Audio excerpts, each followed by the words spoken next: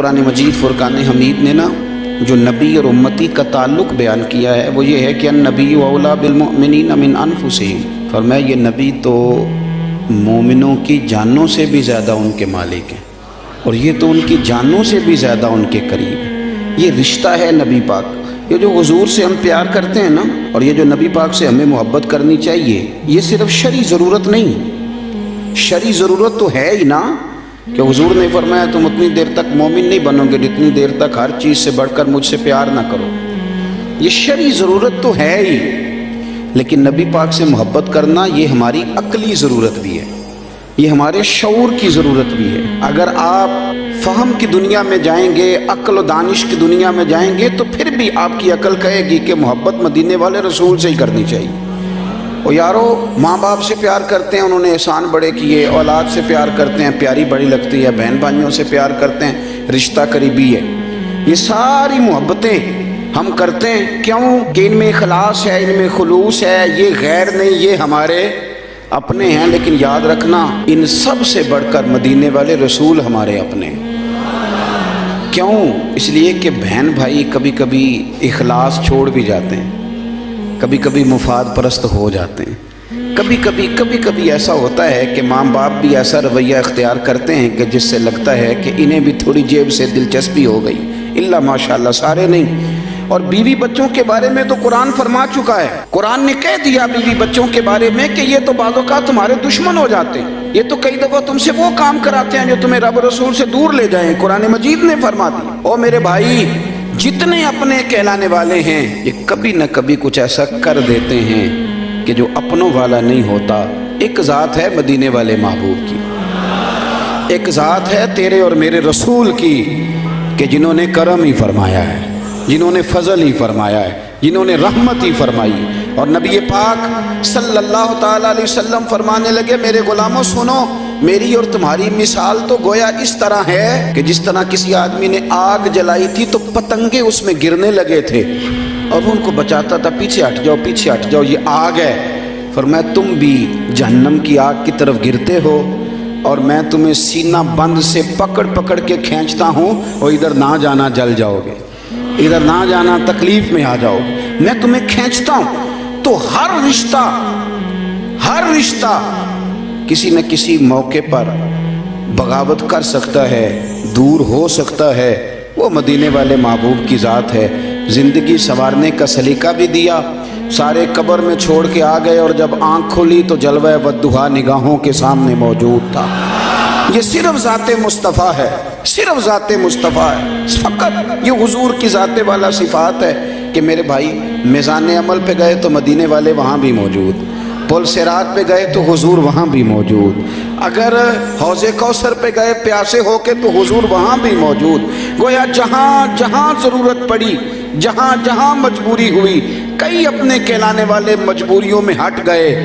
لیکن دنیا کی پریشانی سے لے کر قبر کی پریشانی تک اور قبر کی آزمائش سے لے کر جہنم کی پریشانی تک جو ہستی ہمارے ساتھ ساتھ رہے گی وہ ہمارے آقا و مولا مدینے والے محبوب صلی اللہ علیہ وسلم کی ہے۔ اس لیے عقل کا بھی تقاضا ہے کہ جنہوں نے کہیں ساتھ نہیں چھوڑنا ان سے پیار کیا جائے، ہر جگہ جنہوں نے ساتھ رہنا ہے، جنہوں نے محبت کو نبھانا ہے، ان کا کبھی بھی دامن کرم نہ چھوڑا جائے۔ کچھ چیزیں ایسی ہوتی ہیں کہ جو آپ کی طبیعت کہتی ہے کہ یار اس بندے نے بہت عمدہ کہا۔ مظفر وارسی نے کچھ باتیں کی تھی بڑی خوبصورت، وہ کہتے ہیں کہ سیاہیاں مجھ میں داغ مجھ میں اور جلیں اسی کے چراغ مجھ میں، اثاثہ قلب و جاں وہی ہے، میرا تو سب کچھ میرا نبی ہے۔ اب کبھی آپ الفاظ کے بام و در پہ نہ جائیں، آپ چاشنی دیکھیں حروف کی کس طرح کی۔ پھر وہ کہنے لگے کہ میرے گناہوں پہ اس کا پردہ، وہ میرا امروز میرا فردہ، شعور بھی اسی کا وضع کردہ، وہ میرا ایمان میرا تیقن، وہ میرا پیمانہ تمدن۔ کیا انداز ہے بات کرنے کا۔ کہنے لگے وہ میرا معیار زندگی ہے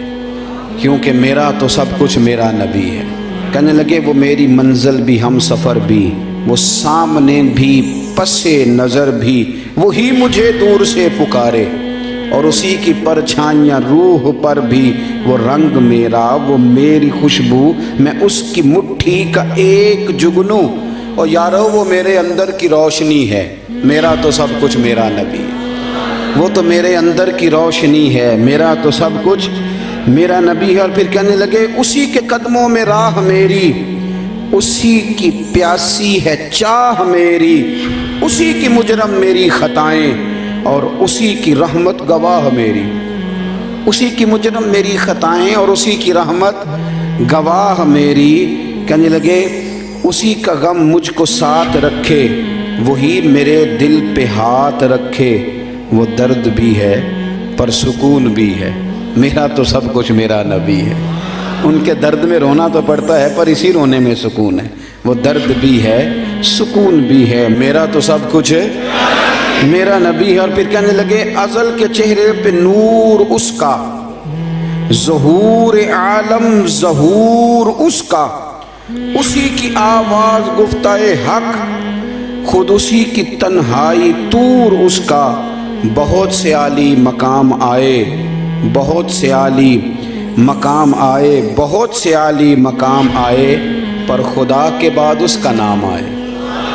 بہت سے عالی مقام آئے پر خدا کے بعد اس کا نام آئے، وہ اولی ہے وہ آخری ہے، میرا تو سب کچھ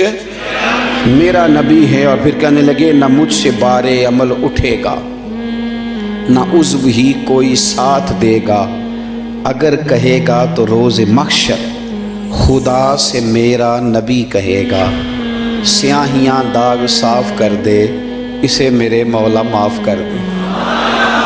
انداز دیکھیے، کہنے لگے نہ مجھ سے بار عمل اٹھے گا، اسی کو انہیں جو کہ ہاں صحیح، نہ مجھ سے بار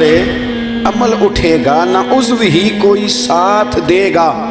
اگر کہے گا تو روز محشر خدا سے میرا نبی کہے گا، سیاہیاں داغ صاف کر دے، اسے میرے مولا معاف کر دے۔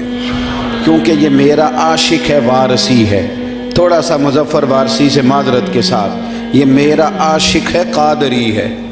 میرا تو سب کچھ میرا نبی ہے۔